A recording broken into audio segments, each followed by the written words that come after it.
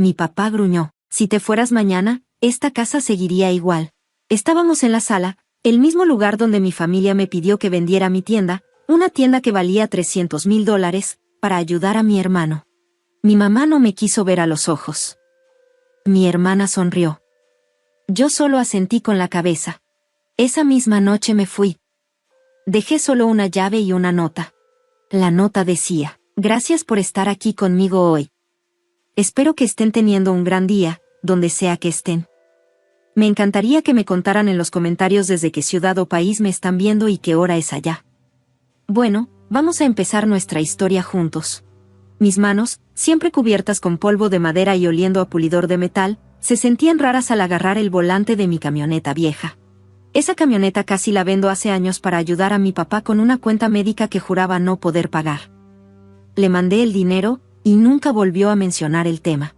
Cosas pequeñas en ese entonces, ¿no? Cosas que uno hace por la familia, ¿verdad?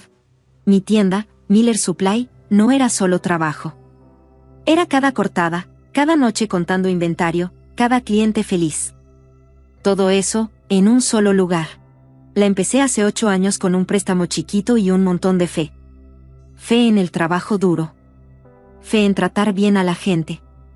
Fe en que si haces algo real y con valor, se va a mantener. Y se mantuvo bien. La última vez que la evaluaron para un préstamo, dijeron que valía $300,000. No es una fortuna para algunos, pero para mí era mi vida entera. La construí tabla por tabla, tornillo por tornillo. Olía a esfuerzo real. Se sentía como piso firme bajo mis pies. Mi hermano Mark pensaba distinto. Él quería construir cosas rápidas, fáciles, digitales. Startups, criptos, negocios raros que ni entendía. Y siempre salían mal. Pero mis papás, ellos lo veían como si fuera un genio. El de las ideas. El que iba a ser grande algún día. Mi tienda, que si funcionaba y ganaba bien, para ellos solo era un hobby. Bonita, pero nada importante. Sara, mi hermana, una vez lo dijo con esa sonrisita suya, la que usa cuando algo no le importa. Ya había ayudado a Mark antes, claro. Cantidades más chicas. Siempre, préstamos, que según él me iba a pagar cuando le fuera bien. Dinero para renta, para equipo, hasta para pagar deudas que mis papás ni mencionaban. Siempre con la frase, la familia ayuda a la familia. Yo quería creer eso. Quería sentirme parte de ellos, no solo el cajero con caja de herramientas. Ese fue mi error. Mi necesidad de que me valoraran, de que vieran lo que yo hacía, no me dejó ver que su cariño era solo cuando necesitaban algo. Entonces llegó el mensaje de mi mamá, en el chat familiar. Estaremos aquí el domingo a las 3. Es urgente. Y yo ya sabía. No era una invitación. Era una orden. Cuando decían urgente, era porque Mark estaba otra vez en problemas, y mi cartera tenía que arreglarlo. Manejé por la ciudad hasta la casa donde crecí. Ya no se sentía como hogar, más bien como escenario de una obra falsa. Bonita por fuera. Bien pintada. Pero por dentro se sentía fría, llena de silencios raros y resentimientos. Las fotos en la pared, con nuestras caras felices, ya no eran recuerdos. Eran como recordatorios de que yo tenía que jugar mi papel. Ahí estaban todos. Mi papá, serio en su sillón. Mi mamá, en el sofá, sin querer verme. Sara, en un rincón con su celular, sonriendo apenas. Y Mark. Claro que no estaba. Él nunca está cuando hay que dar la cara. La charla fue corta, incómoda. Luego mi papá habló. La startup de Mark necesita dinero. Bastante más del que tenemos. Mi mamá se tronó las manos. Sara sonrió más. ¿Cuánto?, pregunté con voz tensa. Ya me imaginaba la respuesta. $250,000, dijo mi papá como si me pidiera prestado para un café. Me quedé sin aire. Papá, no tengo ese dinero guardado. Mi mamá, sin verme, dijo bajito. Tu tienda. Podrías venderla. Vale más que eso. Hasta te sobraría. Los miré, sin creer lo que oía. ¿Vender Miller Supply? ¿Mi tienda? ¿De verdad? La construí desde cero. Me da para vivir. Funciona. Es estable. Sara se metió. Es solo una ferretería, Daniel. Mark está a punto de hacer algo grande. De verdad. Tú podrías empezar otra. Esto es por la familia. Sentí como me latía el corazón con fuerza. ¿Familia? ¿Eso es la familia para ustedes? ¿Que destruya todo lo que he hecho con mis manos para rescatar otro fracaso de Mark? Ya les había ayudado. Pagué la hipoteca, la renta, cuentas de emergencia. Nunca me dieron ni las gracias. Mi papá hizo un gesto con la mano, como si no importara. Eso era diferente. Cosas pequeñas. Esto sí es importante. Es el futuro de Mark. ¿Y el mío? ¿Y yo qué? Pregunté levantando la voz. ¿Y todo lo que he sacrificado? Y que yo siempre he sido el que responde cuando se necesita ayuda, mientras él... Papá golpeó el brazo de su sillón. Ya basta. No estamos aquí para hablar del pasado de Mark. Se trata de que la familia ayude a la familia. Tu tienda no es nada comparada con el potencial que él tiene. Ya es hora de que hagas lo que te toca. Su cara estaba roja, se le marcaban las venas del cuello. Sus ojos, que normalmente solo eran duros, ahora estaban llenos de desprecio. Se inclinó hacia mí y su voz se volvió un gruñido bajito, frío, que me cortó el alma. Si mañana desapareces, esta casa no se cae. Esas palabras me pegaron como si me hubieran dado un golpe en el pecho. Me faltaba el aire. Sentí como si el piso se moviera debajo de mí. Mi propio papá me decía, sin dudar, que yo no importaba. Que todo lo que había hecho no valía nada. Que para ellos yo era como si no existiera. Y ya no se trataba del dinero. Se trataba de una vida entera siendo invisible, ignorado, sin que me valoraran, de entender, por fin, cuál era mi lugar en su mundo, ninguno. Pero ese dolor no duró mucho. Se transformó en una rabia tan fuerte que después solo quedó una calma helada. Todo se sintió claro, como si ya no hubiera nada más que pensar. Si mañana desapareces, esta casa no se cae. Ok, desapareceré. Pero no de la forma en la que ellos querían. No les iba a dar el gusto. Los miré, a mi papá, que acababa de romperme con sus palabras, a mi mamá, que no podía ni verme, a mi hermana, que ya no sonreía. No vi amor. Solo vi que esperaban que dijera que sí, y se enojaban porque no lo hacía. Está bien, dije tranquilo, sin estar de acuerdo, solo aceptando lo que acababa de entender. Me levanté despacio. Nadie dijo nada, no grité, no supliqué, ni discutí, solo me di la vuelta y me salí del cuarto, de la casa, y de esa vida en la que había tratado de encajar por años. Esa misma noche empaqué una maleta con lo necesario. Escaneé mis papeles importantes, licencias, cuentas del banco, seguros, guardé todo en la nube, cambié mis contraseñas y puse alertas de seguridad. No estaba huyendo, me estaba retirando con cabeza. Dejé la llave de mi depa debajo del tapete de la entrada, y en la cocina de su casa, mientras todos dormían, dejé algo más, una copia de la llave de su propia casa. No les dejé una carta larga, solo una nota que decía, la tienda no está en venta, no es de ustedes. A la mañana siguiente, mientras me tomaba mi primer café en un motel barato a 80 kilómetros, mi celular empezó a sonar. El silencio del cuarto solo se rompía con el zumbido del teléfono sobre la mesita.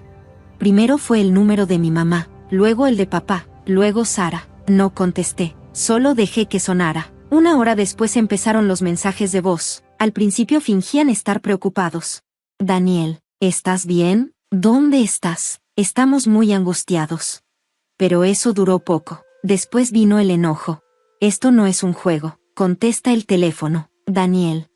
Y luego, la culpa. ¿Cómo pudiste hacernos esto? Tu mamá está hecha pedazos. Estás destruyendo a esta familia. Ya no les importaba si yo estaba bien. Les molestaba que ya no me pudieran usar. Esa copia de la llave los debió haber puesto furiosos. Les mostró que no fue una rabieta, fue una decisión, y que yo aún tenía el control sobre mi vida y mis cosas. El motel era feo, sí, el aire olía a aromatizante barato, pero se sentía ligero, libre. No tenía que andar cuidando lo que decían ni esperando el siguiente favor que me iban a pedir. Ya no iba a ser el que trataba de brillar bajo su sol. Ese lugar, aunque simple y sin lujos, me dio algo que no tenía allá, paz.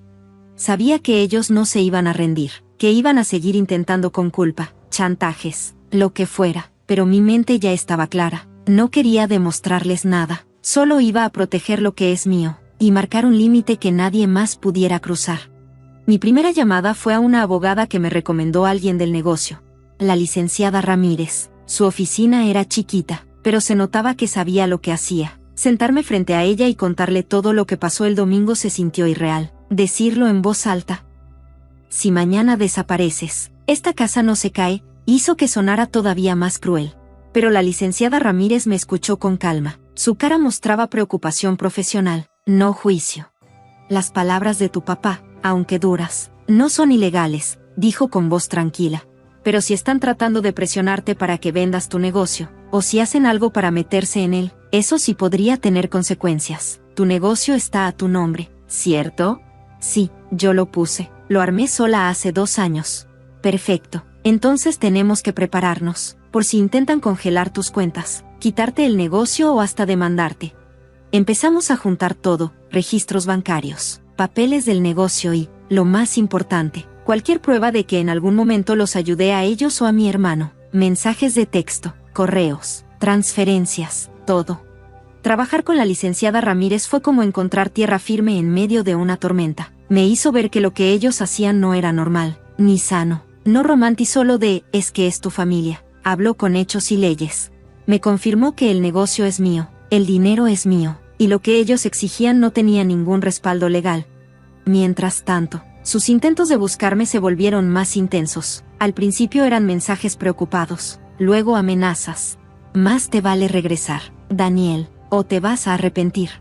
Sara se fue a las redes sociales, empezó a publicar cosas pasivo-agresivas, que hablaban de la traición y las heridas familiares, sin decir mi nombre pero claramente refiriéndose a mí. Amigos en común empezaron a escribirme con torpeza: «Oye Daniel, ¿todo bien?». Vi lo que publicó Sara, sonó fuerte. Manejar eso requería paciencia. Respondía poco, sin meterme en su drama ni dar explicaciones. No iba a justificarme. Pasé horas en el cuarto del motel revisando años de correos, estados de cuenta y mensajes. Todo empezaba a encajar. No era solo ayuda ocasional, era un patrón claro. Yo cubría gastos constantes. Había transferencias disfrazadas de regalos o préstamos. Ese dinero era parte de cómo mis papás y Mark podían mantener un estilo de vida que no se podían pagar solos. Correos donde ellos trataban los fracasos de Mark como mala suerte y mis logros como un recurso que había que aprovechar. Mensajes de Mark pidiéndome dinero como si nada, prometiendo que luego me lo regresaba, sin ninguna intención real de hacerlo. Cada archivo, cada recibo, era una pieza más del rompecabezas, un rompecabezas de abuso que siempre estuvo ahí, pero disfrazado de cariño y responsabilidad familiar. El día de la reunión, la sala parecía sacada de un despacho médico, fría, neutral. Fue elegida así a propósito por la licenciada Ramírez. Del otro lado de la mesa estaban mis papás, Sara y su abogado, un señor mayor con cara de estar cansado de ver pleitos familiares. Entraron con su máscara de siempre, se veían preocupados, bien vestidos, sonrisas forzadas que no les llegaban a los ojos. «Daniel», dijo mi mamá, con la voz algo temblorosa, como si se lo hubiera aprendido, «nos da gusto que hayas aceptado vernos». Yo no respondí a su actuación, solo le hice un gesto al abogado y me concentré en la licenciada Ramírez, sentada a mi lado. Entonces empezó a hablar el abogado de ellos. Pintó una imagen de familia preocupada por mi desaparición, y de cómo me había negado a apoyar a mi hermano en un momento difícil. Habló de obligación familiar y de que, según él, el negocio debía considerarse un recurso de la familia en tiempos de necesidad. Formalizó sus peticiones: que vendiera mi tienda, que entregara la mayoría del dinero a Mark para su proyecto, y que los compensara por el daño emocional que les causé al irme. Mis papás asentían con cara seria, como si fueran las víctimas. Sara estaba con los brazos cruzados, viéndome como siempre, con cara de que ya estaba harta de mí y que no entendía por qué no hacía lo que se esperaba. Ellos pensaban que yo me iba a rendir, que iba a pedir perdón, que iba a decir sí, solo por estar ahí, frente a ellos, con la presión encima. Entonces fue mi turno. La licenciada Ramírez fue la primera en hablar. Explicó claramente que Miller Supply era legalmente mío, cuánto valía y que yo tenía todo el derecho de manejar mi propio negocio. Luego, le pasó la palabra a ella para que yo pudiera dar mi versión y mostrar las pruebas. Hablé con voz tranquila y firme, no me dejé llevar por la emoción, me enfoqué en los hechos, cómo creé mi negocio, lo orgulloso que estoy de él, y todos los años de trabajo duro que me costó levantarlo. Después cambié el tono. Mi familia siempre ha hablado de apoyo y de lo que se debe hacer entre nosotros, dije, mirando a todos uno por uno, y estoy de acuerdo, la familia debe apoyarse. Yo creí que lo hacía. Saqué una carpeta. Estos son estados de cuenta de los últimos 10 años, dije mientras le pasaba copias al abogado de ellos. Él empezó a verlas, frunciendo el ceño. Aquí está cada transferencia grande de mi cuenta a la de mis papás, o directamente a Mark y Sarah, todas hechas porque mis papás o Mark me lo pidieron. Dije fechas, cantidades, y aclaré que no era ayuda ocasional, era apoyo constante y fuerte, para pagar cuentas, resolver emergencias, y cubrir los errores de negocios de Mark. Vi cómo sus caras cambiaban, de estar seguros y sobrados a verse nerviosos. Ahora, seguí, con voz más firme, veamos que recibí a cambio, no solo falta de gratitud, sino desprecio por mi trabajo y un favoritismo clarísimo hacia Mark. Mostré correos y mensajes. Aquí están sus peticiones de dinero. Aquí, mi papá llamando a mi negocio, una tiendita. Aquí, Sarah diciendo que está bonita, con tono condescendiente. Y luego saqué más documentos. Estos son registros públicos de las empresas y quiebras anteriores de Mark. En 2 de sus fracasos hubo movimientos contables dudosos, cosas que tal vez no se investigaron porque alguien metió dinero a tiempo. También mostré correos entre mi mamá y un familiar donde hablaban de manejar todo discretamente para proteger la imagen de Mark. Ahí mismo decían que necesitaban sacar dinero de Daniel. Mi mamá soltó un suspiro fuerte. Mi papá se puso rojo de coraje. Sarah dejó de sonreír. Su abogado levantó la vista, claramente incómodo. Esto no era solo un problema de que Mark no sabe manejar dinero. Era un encubrimiento hecho a propósito, y mis recursos fueron parte de eso. Así que esta presión para que venda mi negocio, dije, con el enojo ya marcándose en mi voz, no es para salvar a Mark, es para esconder un patrón de irresponsabilidad y posible fraude. Ustedes lo permitieron y lo taparon, y esperaban que yo sacrificara todo lo que construí para cubrirlo. Eso es mentira, gritó mi papá, golpeando la mesa. ¿Cómo te atreves a acusar a tu hermano, a sacar cosas viejas? ¿Cosas viejas?, le respondí, sin bajar la mirada. ¿O patrones que no quieres que salgan a la luz? Ese fue el punto más tenso de toda la reunión. Mi papá se inclinó hacia adelante con los ojos llenos de rabia. Siempre fuiste tú el raro, el que no encajaba, siempre callado, siempre sintiéndote mejor que los demás. ¿Vale la pena destruir la relación con tu madre, con todos nosotros? No atacó mis pruebas, atacó mi forma de ser, me golpeó donde más duele, esa inseguridad que siempre cargué, de no ser suficiente, de no pertenecer. Por un momento me quebré por dentro, sentí esa punzada de duda, ¿estoy haciendo lo correcto? ¿De verdad voy a romper con mi familia? Pero entonces vi sus ojos, vi esa crueldad fría, esa forma en la que mamá se encogía no por su enojo, sino porque estaba saliendo la verdad. Vi la cara de Sarah, ya sin su sonrisa, solo con esa expresión de que su plan se estaba desmoronando. Y recordé sus palabras, esa vez, con la voz llena de veneno, si desaparecieras mañana, esta casa no se derrumbaría. Ahí me di cuenta, no querían a un hijo ni a un hermano, querían un recurso, y ese recurso se acabó. Respiré hondo, dejé que la fuerza volviera. ¿Quieren hablar de destruir relaciones? Eso lo hicieron ustedes mucho antes de todo esto. Lo hicieron cada vez que minimizaron mi esfuerzo, cada vez que pusieron a Mark por encima de mí, cada vez que tomaron mi dinero y actuaron como si no valiera nada. Dijiste que esta casa no se derrumbaría sin mí, dije con voz clara, tal vez no físicamente, pero financieramente sí, porque la construyeron sobre mi espalda. Saqué la última carpeta. Esto no son solo estados de cuenta, es una línea del tiempo financiera que armé. Compara mis transferencias con sus pagos de impuestos de la casa y los movimientos del negocio de Mark. Todo coincide. Mi ayuda siempre llegó justo cuando ustedes o Mark tenían problemas. Hice una pausa y miré a mi papá.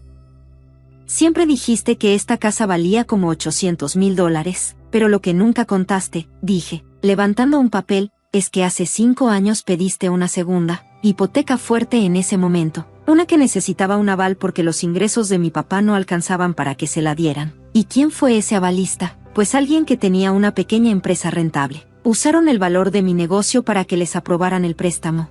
Los ojos de mi papá se abrieron de par en par. Su abogado, ahora sí, se veía realmente sorprendido. Empezó a revisar los papeles con cara seria. Ese avalista fui yo, dije, rompiendo el silencio que se había hecho en la sala. Me convenciste de firmar como aval. Papá, me dijiste que solo era un trámite, que así te daban una mejor tasa para hacer unas remodelaciones. Nunca mencionaste que era una segunda hipoteca. Nunca dijiste que ibas a usar el valor de mi negocio como respaldo. No solo querías mi dinero o quedarte con mi empresa. En secreto, ligaste mi futuro financiero con tus problemas y con las malas decisiones de Mark, sin decirme todo, sin pedirme permiso de verdad. Planeaban usarme como su red de seguridad. Y todo eso, mientras me hacían sentir que no importaba. Nadie decía nada, solo se oía el ruido de los papeles que el abogado seguía hojeando. La cara de buena familia que ellos siempre mostraban, ya se había caído. Mi mamá ya lloraba, pero no era tristeza, era porque todo se había descubierto. Mi papá ya no decía nada, su cara estaba pálida, entre enojo y derrota. Sara parecía enojada, pero también asustada. La verdad ya estaba ahí, flotando en el aire, respaldada por documentos, fechas, pruebas. Todo mostraba lo mismo, años y años de manipulación, de aprovecharse de mí, y al final, querían quitarme todo. Ese fue mi momento. La reunión terminó poco después. Ya no tenían mucho que decir. Su abogado, después de hablar bajito con ellos, le informó a la licenciada Ramírez que iban a retirar todas las demandas y que no iban a seguir con ninguna acción legal. No pidieron perdón, no admitieron nada, solo aceptaron su derrota y se quedaron callados, con un silencio amargo. Cuando salí de esa sala, me sentía agotado, como si hubiera corrido un maratón, pero debajo de todo ese cansancio, había algo firme dentro de mí, una especie de triunfo silencioso. Los enfrenté, les dije la verdad, mostré pruebas, no me dejé, no gané un juicio, pero gané algo más importante, recuperé mi dignidad y mi libertad. Las consecuencias legales fueron mínimas, por suerte. La licenciada Ramírez se encargó de cerrar todas las puertas legales para que ya no pudieran meterse con mi negocio. No hubo más demandas ni amenazas, las pruebas eran demasiado claras. Las consecuencias sociales, esas sí fueron más confusas. Sara estuvo un tiempo subiendo publicaciones indirectas, tratando de hacer ver que ella era la víctima, pero la verdad siempre encuentra forma de salir. Varios amigos en común tuvieron que escoger bando o mejor evitar el tema. Fue triste perder algunas relaciones, pero los que se quedaron, los que me creyeron o simplemente respetaron que yo decidiera vivir mi propia vida, se volvieron valiosos, muy valiosos. Mi amiga, la que me escuchó con paciencia cuando vivía en el motel, se convirtió en el hermano que siempre quise tener. La licenciada Ramírez, que al inicio solo era mi abogada, se volvió una consejera de confianza. Teníamos una relación distinta, basada en respeto y justicia. En lo económico, mi tienda por fin estaba libre. Ya no se me iba el dinero en ayudar a la familia. Pude reinvertir, mejorar el equipo, hasta contratar a alguien más. Miller Supply no solo sobrevivió, empezó a crecer de verdad. Como era de esperarse, el negocio de Mark se fue para abajo sin mi apoyo. Me enteré por ahí, por rumores, que mis papás tuvieron muchos problemas económicos después de eso. Batallaron con esa segunda hipoteca, la que habían sacado usando el valor de mi empresa. No lo hice por venganza, fue simplemente la consecuencia de sus decisiones. Sanar no fue un camino parejito. Hubo días donde el dolor de su traición me pegó duro, momentos en los que lloré por la familia que pensé que tenía, esa familia que yo quería con todas mis fuerzas. Las palabras de mi papá, la sonrisa de mi hermana, sí, dolieron. Me dejaron heridas que todavía están sanando, pero ya no tienen ese poder que antes tenían sobre mí, ya no me controlan. Aprendí algo muy importante, poner límites no quiere decir que no quieras a alguien, significa que también te quieres a ti, significa que sabes reconocer cuando algo es tóxico, y que decides no dejar que te haga daño. Mi idea de lo que es familia cambió por completo, ya no se trata solo de sangre, se trata de conexión, de gente que te ve, que te valora, que respeta tus límites y que te apoya tal como eres. Mi tienda ya no es solo un negocio, es mi comunidad, llena de clientes y empleados que se sienten más como familia que la gente con la que comparto ADN. Hoy estoy en paz, esa casa, la de mi infancia, no se cayó, probablemente sigue ahí, con las mismas tensiones y la misma negación de siempre, pero mi mundo, el mío, tampoco se cayó, al contrario, creció, se hizo más grande. Le puse base nueva a mi vida, una base hecha con respeto por mí mismo, con integridad y con esa fuerza tranquila que da el saber pararte firme, aunque estés solo. Las cicatrices que tengo me recuerdan de dónde vengo, pero no deciden a dónde voy. Yo construí mi propia estabilidad, poco a poco. ladrillo por ladrillo, clavo por clavo, y eso, nadie me lo puede quitar. ¿Alguna vez has tenido que ponerle un alto a alguien que querías? ¿Tú cómo encontraste tu paz después de que alguien te traicionó?